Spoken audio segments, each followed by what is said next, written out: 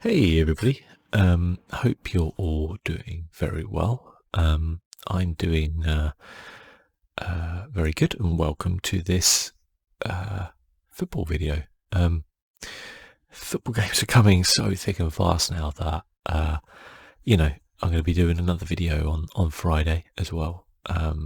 After like 8 more games, it's just crazy. But obviously, we've got to get through and finish this season to just to make sure that things are fair and even, I guess.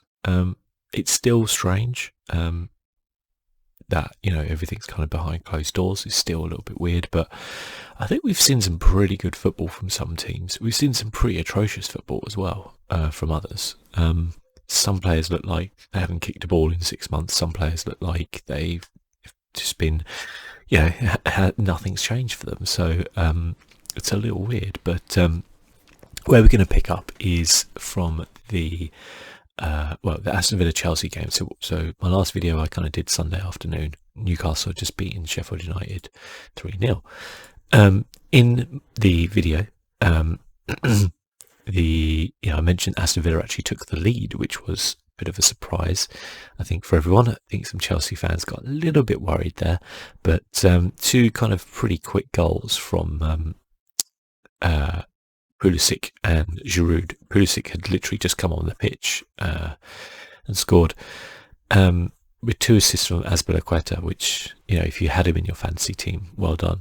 I will say about the fantasy teams, actually, I'm not going to continue doing the fantasy team because there's so many games coming, I'll just constantly forget. But I will still honour our league and how it is, and there'll still be a prize for the winner, so don't worry about that. But don't be surprised if you see me dropping down, because there's going to be so much going on over the next few weeks for me as I return to work and all that kind of stuff, that I'm just going to I know I'm going to constantly forget, and as a result there's just no point in me bothering to kind of carry on with it. I'll start again next season, which won't be that long away, really, will it? So so we saw Chelsea take the lead. I feel like Chelsea had more chances to kind of extend that lead. I don't think Aston Villa were getting back into that game, but Chelsea have had this thing this season where they haven't taken some chances in big games, and you wondered if this was going to be one of them. But they found a way, and you wonder with Timo Werner kind of joining them next season, how that's going to affect Chelsea. You wonder who else is going to join them next season. Whether some of the players they've got. I mean, it's a fascinating one, because everyone's kind of talking about Chelsea because they're saying that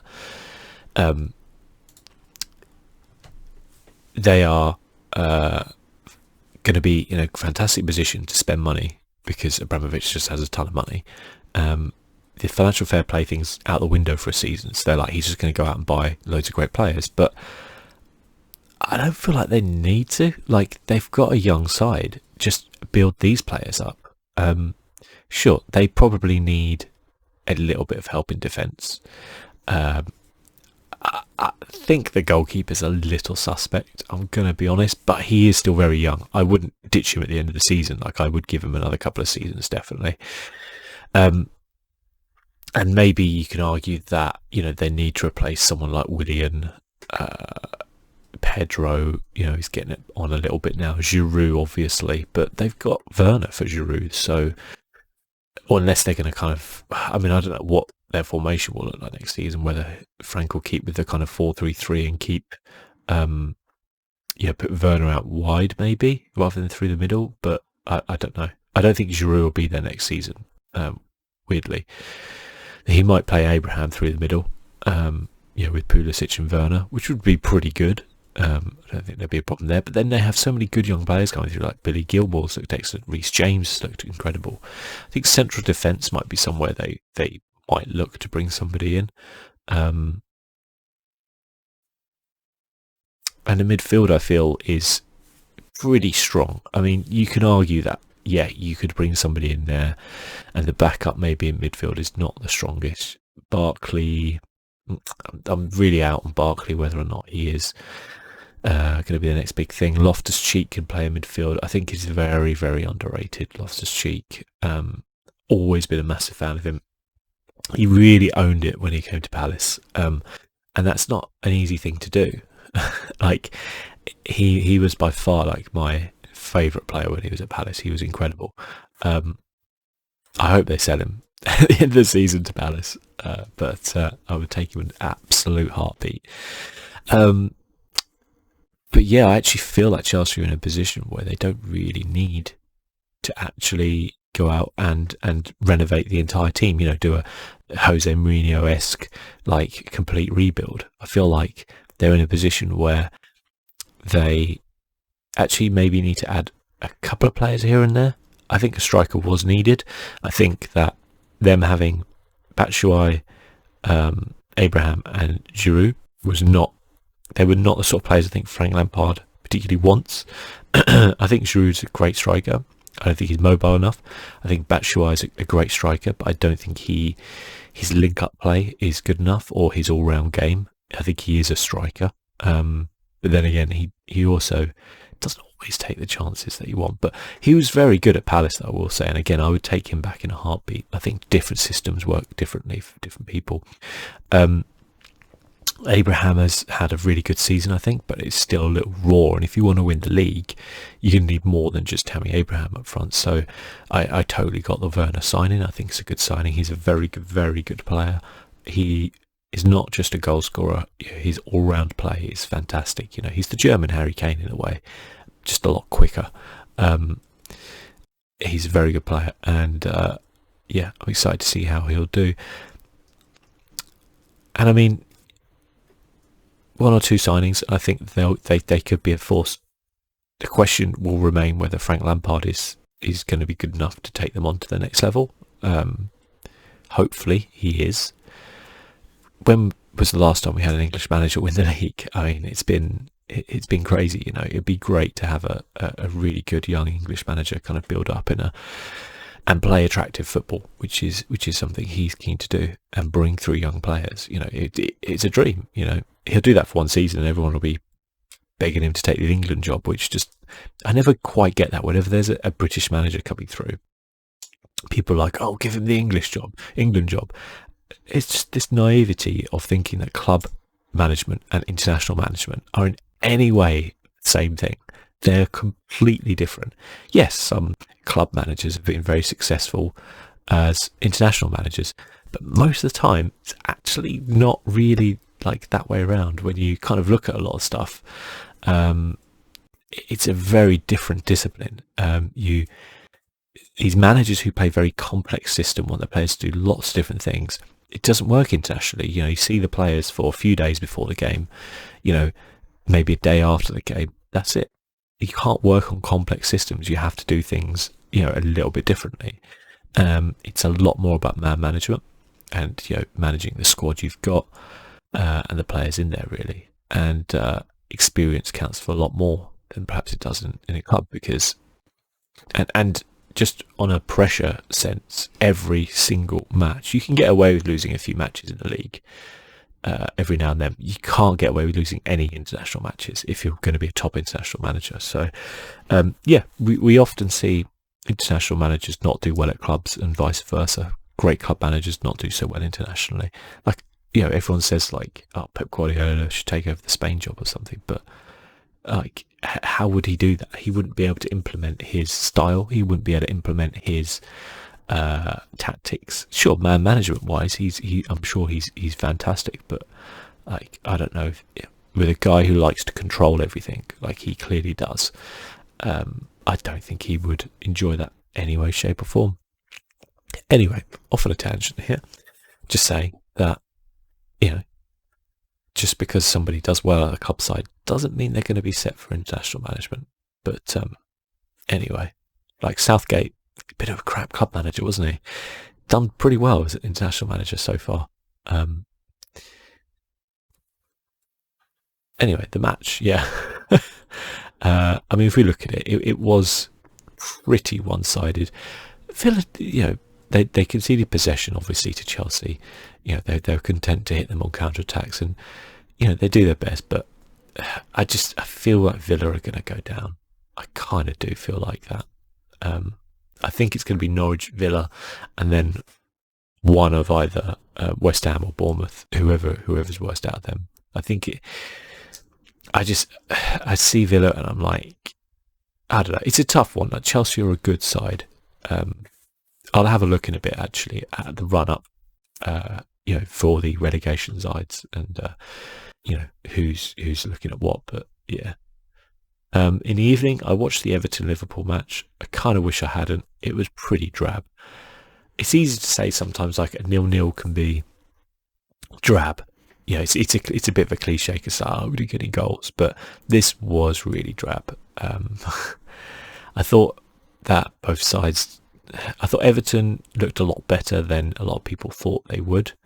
I thought Liverpool looked a lot worse than a lot of people thought they would. Like Liverpool did not look like they look.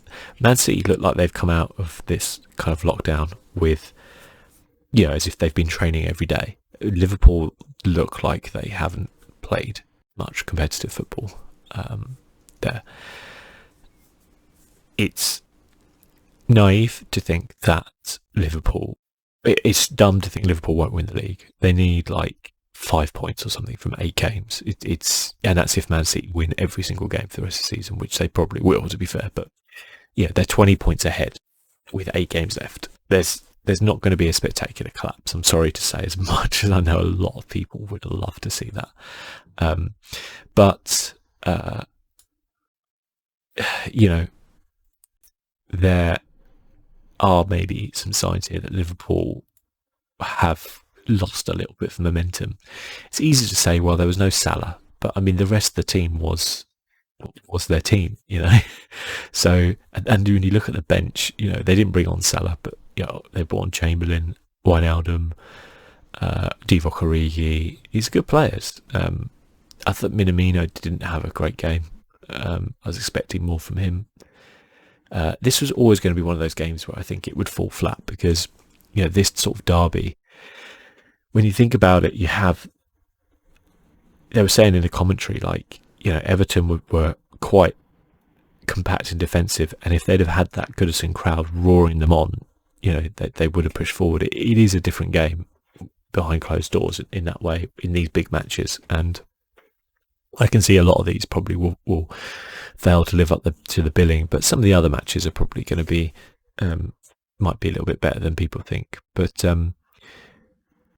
yeah, I thought Everton looked okay. I mean, Everton are like 12th in the league. It's a dismal season for them. People talk about Arsenal, but I don't see Everton and Arsenal as being that far apart from each other. Weirdly, I know people might think, oh no, Arsenal squad's much better, but I don't think it is actually. I see them as pretty similar, like, levels. So they're both having pretty dismal seasons. And Everton are like Arsenal in a way where they seem to buy players and they just, for whatever reason, don't seem to catch on and do that well. Moise Kean, a lot of people expect a lot from him. Now, to be fair to him, he's young. It's his first season. He's come to a different country. I wouldn't write him off based upon this season. But I would say that, he kind of needs to step up next season a little bit better. Dominic Calvert-Lewin's, I think, been really improved as a player this season. The other thing I'd say about Everton is I feel like their defence is not as good as it once was. I think under Moyes, I think it always felt like they had a really good defence, and I feel like it's like people they've kind of brought in to replace haven't really kicked on as much. But we'll see. We'll see with Everton. It'll be interesting to know what they do. They're not short of money. Their owner's got a bit. They could use the break as a kick on if they want to. But pretty drab anyway in terms of the match. And then Monday, of course, we had the Man City against Burnley, which was anything but drab. Well, for Burnley, it was pretty drab. For Man City, Phil Foden looks like he's come out a renewed man. Well, not really renewed. He was always good, but now he's getting chances and he's taking those chances. Mahrez, I think after a slow start to his Man City career, is really kicked on and is showing the form of why people rated him so highly.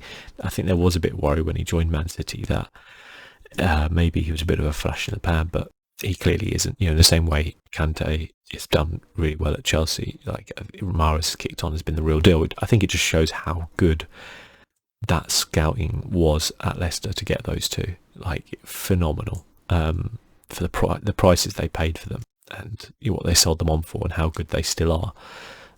Phenomenal. But yeah, Man City have just come out roaring, basically, haven't they? They've come out with a point to prove, I think, for the rest of this season. It's interesting. Something I actually completely forgot about in the last video is Man City's European ban. This could be their opportunity this season to get the Champions League, which I kind of feel is a little bit spoilt from obviously the break and like behind closed doors and all that type of stuff. I'm not sure it will be quite the same to win the Champions League in an empty stadium. But a Champions League is a Champions League, and in probably 20 years' time, no one will remember that anyway. But yeah, we don't know yet 100% if it's going to be held up that they will be banned from the Champions League. They should be, but money talks, and these things have a way of just turning around and being fines, which don't really affect a football club like Man City. So we'll see. Until those fixtures are called for the first Champions League's group stages. I probably would expect Man City to be in the Champions League next season. Maybe the season after. Maybe they'll get it delayed a season. I don't know, but we'll see. Interesting that Man City have the joint best form in the league in the last 5 games, alongside Crystal Palace, who in the last 4 games have the best form in the league, with their 1-0, 1-0, 1-0, 2-0 wins.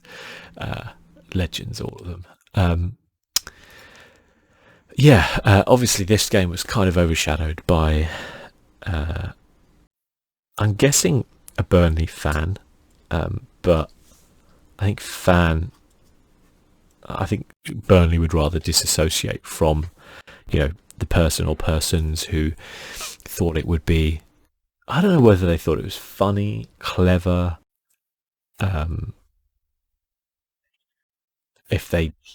what their beliefs are. I don't know what it is, whether they were trolling or whether they thought like, yeah, this will show them. But if you did see somebody hired a plane to fly a White Lives Matter banner over the stadium,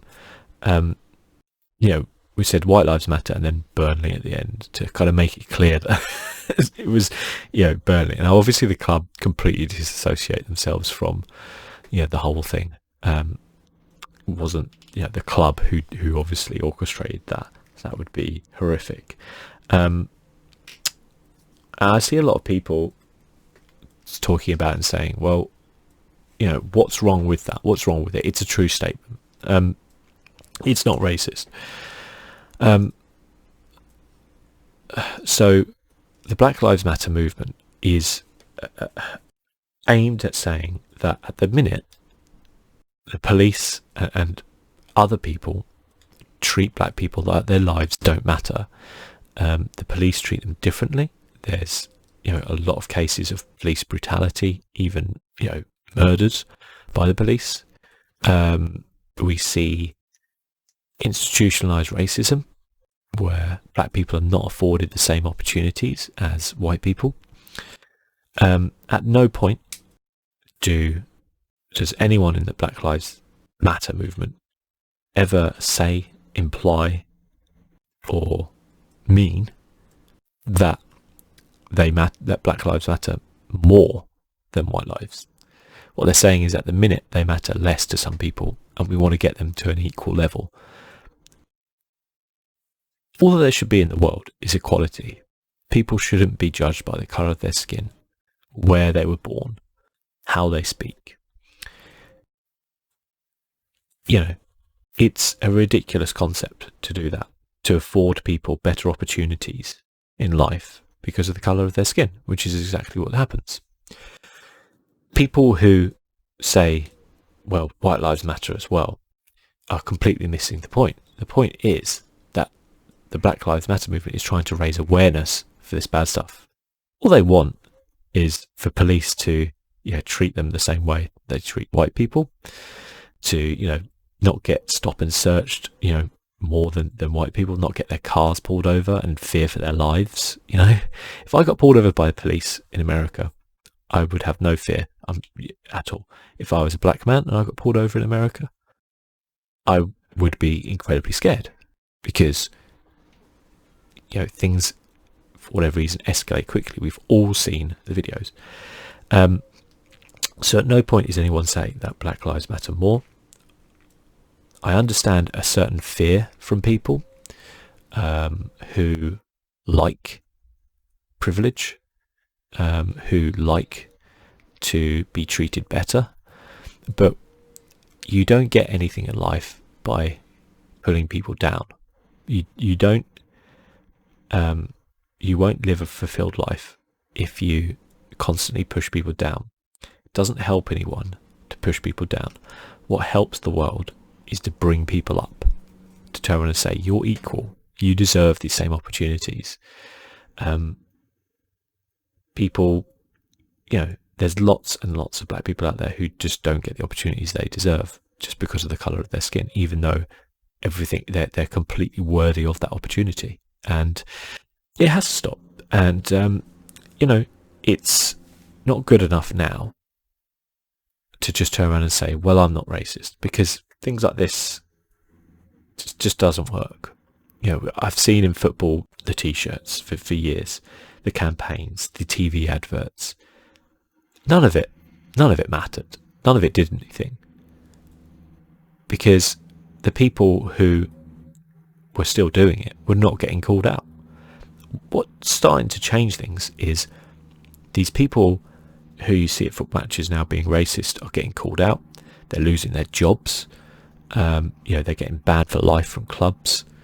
And you might try and say, well, all you're doing is kind of driving them underground. But what you're not doing is empowering them and letting other people see that and saying, well, he gets away with this must be right. Or young children being influenced by it. Sure, you might be pushing people underground. There might be some people who are never going to change their attitudes, as Neolithic as they are. But don't let them influence the younger generation, is essentially the thing. And they will die, and everything that they stand for will die as well. So when people say, like, well, it's not racist or whatever, what it is doing is undermining a movement to try and bring equality, which in itself is racist.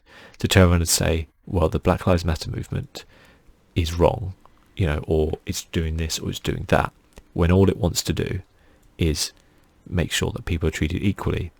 That, I'm afraid, is racist to do that. I get it. It's scary. World-changing events are scary. But, things cannot go on like they are. People cannot be silent, all the time. And it's scary because, we've all been in those situations where we see something that we're like, that seems wrong. But if I say something, what happens to me? But I feel like, especially in this country, in the UK now, in terms of employment law or anything like that, there's a lot more to protect you nowadays than there ever has been, if you speak up and say something. And I think there's a lot more people and companies who are willing to do something about this. Whether they're willing to do something because it's good PR, or whether they're willing to do something because they genuinely believe it, is a different matter. But, that's why when people say, well, it is correct, the situation isn't with police brutality on white people. Sure, don't get me wrong, I'm sure there is some. People bring up stats all the time. But institutionalized racism is there. It's all around you. And the thing I say is that if you don't believe this, instead of looking at statistics, talk to black people about it, talk to them about their experiences, and and you'll see. Don't just fling up a load of statistics about something or other. Anyway, that's my view on it. So hopefully the moron, well, I know Burnley said they're going to investigate it and ban them for life. Hopefully that moron who did it, or morons, if there's more than one. The thing I don't quite get is the guy who, I'm assuming that the people who did it hired the guy to fly the banner. The guy for the banner, what was he thinking? Firstly, he might be thinking, well, look, it's, I need the money, but it can't be good for your business. It's not a good look for you. I don't get it. Maybe the guy who flew it is racist, and it's like, well, I believe in this, and so I'm going to fly this banner. But it's not a good look, is it? Anyway, Man City scored. Foden's looking great. Mahr's looking great. A lot of people probably captained De Bruyne, but yeah, you've got. It would be naive to think that they are going to, like, Man City are going to play and not rotate with games coming thick and fast.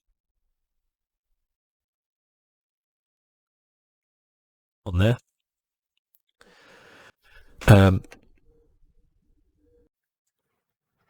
And why has it not got the results from yesterday? Tuesday results. That was weird on there.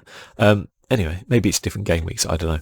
But we also had Leicester Brighton, which again was pretty drab. Leicester are an interesting side because, they had this fantastic start to the season. They were kind of right up there, and they still are right up there. Mostly because I think a lot of other teams have fallen off the side, but they've kind of struggled, haven't they? Like they don't seem like the same side that they were at the beginning of the season. Whether that's because they've been slightly found out a little bit, it happens. But the thing I got from the Brighton game was they just didn't really look like their confident self. They weren't as attacking as they usually were. They didn't look quite as confident to go out there and be like, yeah, we're going to score goals, we're going to do this, and control the game as much. I'm sure they had the possession stats.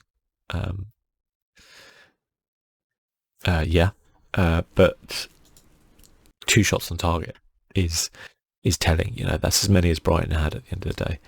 And Brighton will be delighted, I'm sure, with that point. After beating Arsenal and then drawing with Leicester, like, most people would have turned around and said Brighton are going to get absolutely nothing out of those 2 games in reality, and they've got 4 points out of it.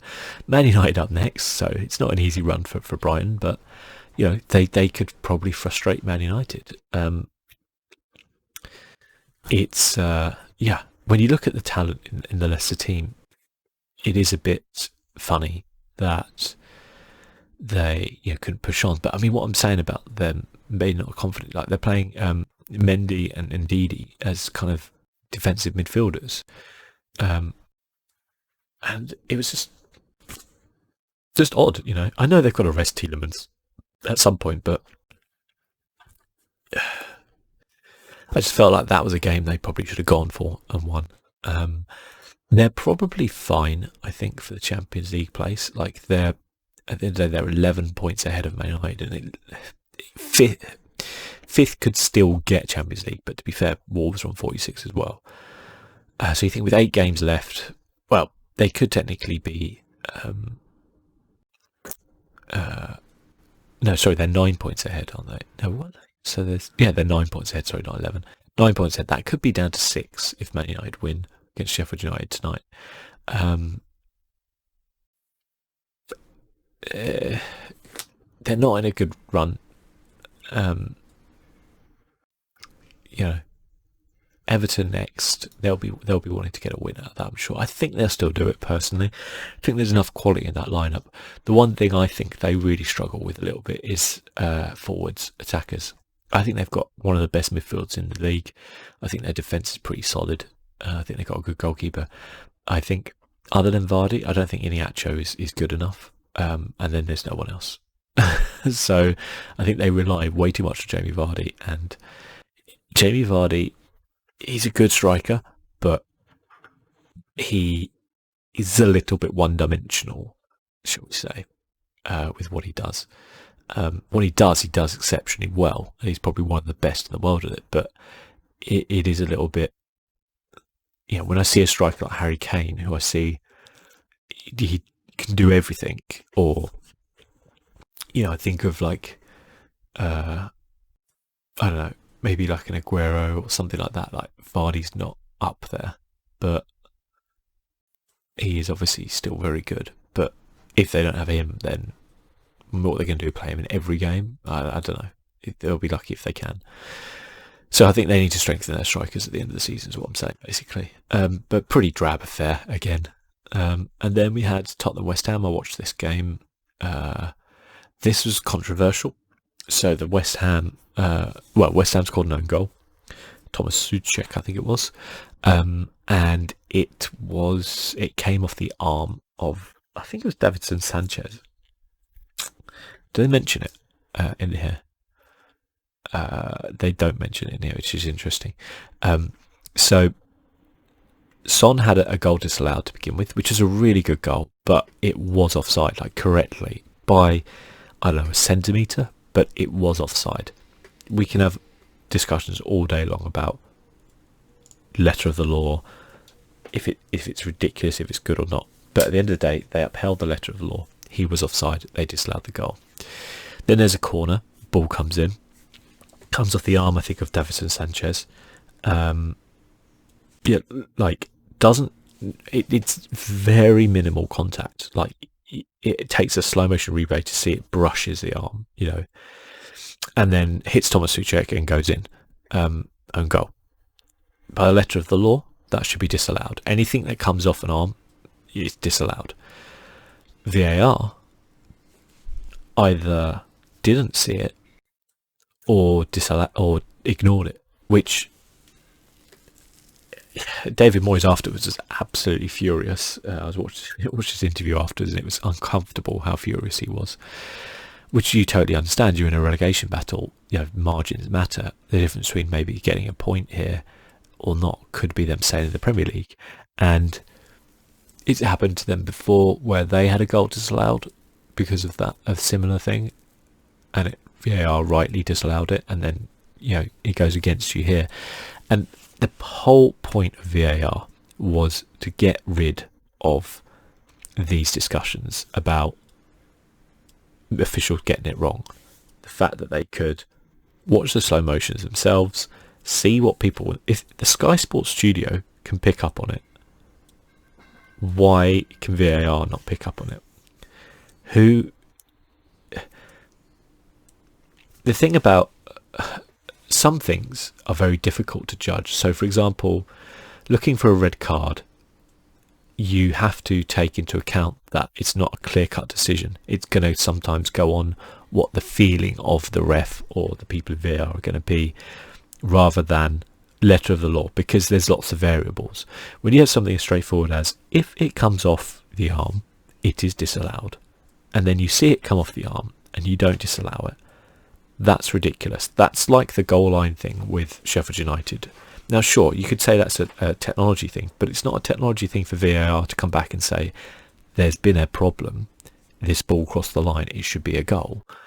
So I'm kind of for VAR in a way, because I don't want to be having these discussions every week about how good refs are, etc., etc. I got bored of it, but it does feel like the people doing the jobs in the studio are getting it wrong, and they should not be getting on things when they should not be getting wrong. If you turn around and go, for example, everyone's talking about Mopé and his thing on Leno, and people are saying, well, that should be a red card because of this X, Y, Z. That's a very that's not a decisive thing. That's something, that's opinions. This is a decisive thing. This is saying that should be disallowed. We see it come off the arm, it should be disallowed, and it went in. And it's stupid, I think. This shouldn't happen. It should not happen. I think Spurs would have won the game anyway. I'll be honest. I think they would have won anyway. West Ham look awful. Spurs looked better. Harry Kane scored the second, which was a really good finish. He was through. The thing about Harry Kane is everyone says like he's not blessed with pace or whatever, but he did all right. He's through 1-on-1 and they didn't manage to catch him. He does do all right. Harry Kane, I think, is one of the most deceptive like footballers in the world. Like, he looks slow, but he's not. He looks weak. He's not. He looks like he's not very skillful, but he is. He's a very deceptive looking player. But anyway, he scored again. That's his 30th goal in Premier League derbies, says there. Pretty good. I think it was like his 138th in the Premier League. I remember a lot of people writing him off after that first good season, be like, he's a one season wonder. He'll never do it. He'll never do it again. Well, yeah, I would be surprised if he stays in England, if he isn't the all-time Premier League goal scorer by the time he retires. I would genuinely be surprised. He's 26 now, and he's 138. I think, I don't know what the all-time high is. I can't actually Google it. I've got my phone, but I know it's Shearer. Oh no, I've got my phone. Hold on. Let me have a look. I think it's over 200.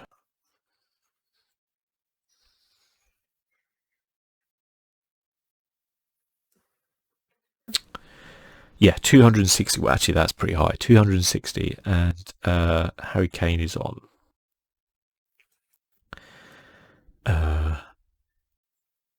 I think he's on 138. Let me view the full list.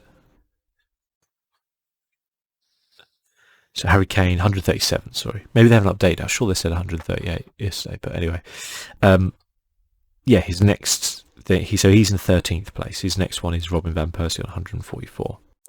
Aguero's on 180. He's not going to beat Shearer, that's for sure.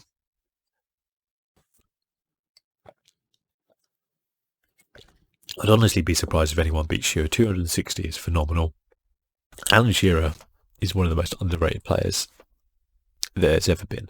Like, that guy was a goal machine. Like, in terms of pure finishing, I don't think I've ever seen anybody, apart from maybe Brazilian Ronaldo, who was just a pure finisher like he was. Like, some of the goals he scored was just ridiculous. He was phenomenal. Anyway, that's besides the point. But yeah, if you think Harry Kane's probably got another 6 years, he needs to score.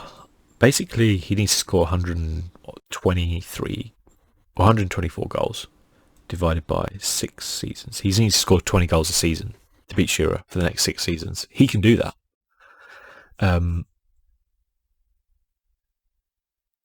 Maybe he won't be at Spurs doing it. I don't know, but we'll see. But he could do that. Yeah, but all in all, this one was a little bit drab as well. It felt, I don't know. Spurs are not exactly the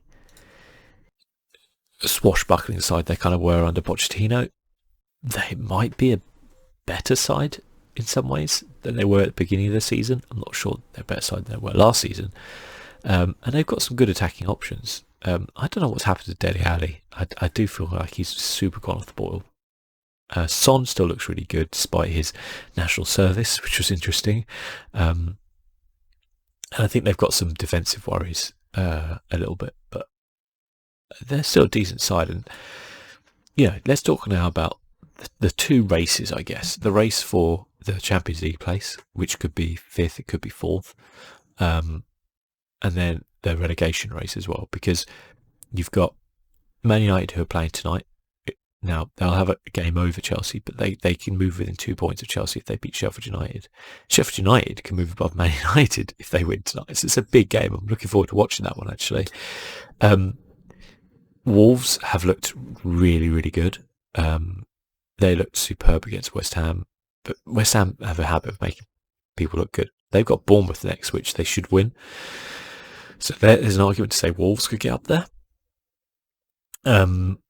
Spurs, never underestimate Jose Mourinho's side for just grinding out results. Sheffield United have, surprised everyone with 8th. Crystal Palace are a long shot, I think, for Champions League place, like a massive long shot. But when you look at it, they're 9 points behind Chelsea. 8 games left, doubtful, but especially as that involves, Chelsea dropping points and everyone else dropping points. But who knows, an outside chance for maybe a Europa League place or something like that. 4 points off 6th. It's not insurmountable. Got to beat Liverpool. Would only be the second team to do that this season. I think Arsenal are out of it though. Like form wise and points wise, I don't see them being able to get back into it.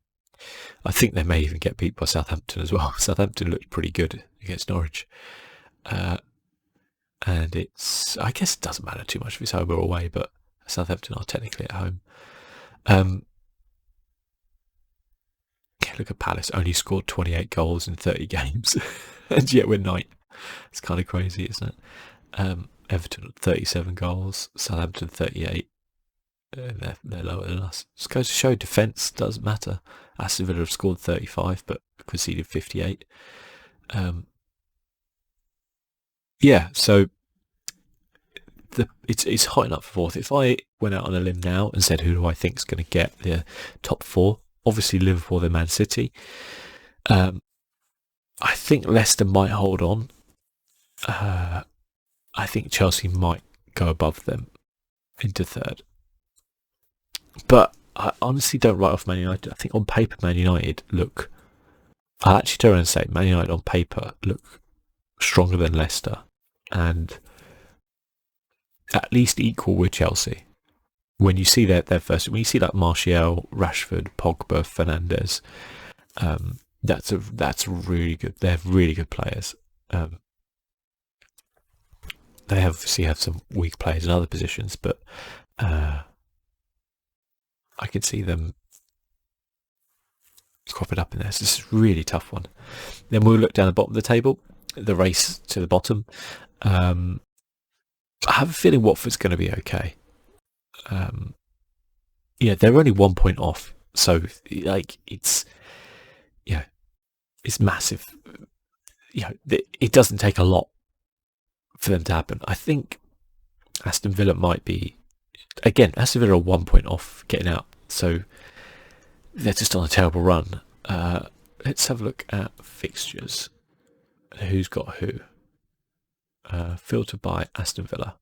So Aston Villa have got Newcastle, which, Newcastle have looked all right recently. They obviously smashed Sheffield United. Then they've got Wolves, so that's a Birmingham derby. Then they've got Liverpool, Man United, Palace, Everton, Arsenal, West Ham. If you're realistically saying they're going to need 39 points, they're on 27, that's 12 points. If we turn around and say they need 3 wins, where are those 3 wins coming from? They don't win against Liverpool, I don't think. They don't win against Wolves. They don't win against Man United. I could see West Ham. That's a big game at the end of the season, isn't it? I could see West Ham. I could potentially see them beat Newcastle because Newcastle are very up and down. They can have a great performance like that, and then next week they're just shit. I don't know if I can see them beating Palace. I don't think I can. I don't know if I can see them beating Everton. Who knows about Arsenal? Probably not though. So I don't see them getting the games there that they need. If we look at Watford, Burnley, Southampton, Chelsea, Norwich, Newcastle, West Ham, City, Arsenal. 2 tough games at the end though, I think, for them. But I think they would have done enough by the time they get to West Ham. So I think they'll beat Norwich. I think they'll probably beat Newcastle. I think they can beat West Ham. I think they might get something out of the Burnley game. Burnley looked awful against Man City. They're going to be really down. I could see them getting something there. They might get a point or maybe more against Southampton. So I think Watford are going to be okay. Bournemouth, Wolves, tough. Newcastle, Man United, Spurs, Leicester, Man City, Southampton, Everton. So their 2 easiest games come at the end, but I can't honestly see them getting anything out of these 4 games here. So it might be too late for them. And then West Ham have Chelsea, Newcastle, Burnley, Norwich, Watford, Man United, Villa. There's points there, like Newcastle, Burnley, Norwich. They could pick up 9 points there, but I don't know if they're good enough. Like, they're playing the teams around them at the end of the day, West Ham. Apart from Chelsea, which tough one next, and Man United, all the rest of those teams are bottom half teams, and 2 of them are currently in the relegation zone. So you look at that and you think West Ham should be right, but they have just looked really bad. I'm just intrigued by what Crystal Palace's last fixtures are. See if we can. Yeah, we've got some really tough fixtures coming up. I don't think we're getting to Europe. So we play Burnley after Liverpool, which we might get some points from. But then we've got Aston Villa, I guess, which I would like us to win. But then Spurs, Wolves, Man United. The thing is, if we do get, it's good in a way because it's in our hands. If we do win these games against the teams around us, we could get into Europe.